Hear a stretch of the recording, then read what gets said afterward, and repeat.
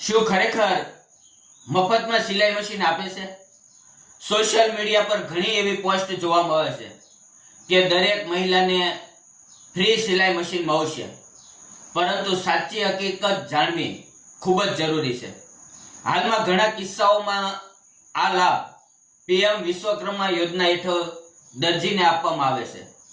આ યોજના હેઠળ પાત્ર લાભાર્થીને સિલાઈ મશીન ખરીદવા માટે 15,000 રૂપિયા સુધીની ટૂલકીટ સહાય, તાલીમ અને અન્ય લાભ પણ મળી શકે છે. મિત્રો, અરજી માટે સામાન્ય રીતે આધાર કાર્ડ, બેંકની પાસબુક, મોબાઈલ નંબર અને બીજા જરૂરી દસ્તાવેજોની જરૂર પડી શકે છે.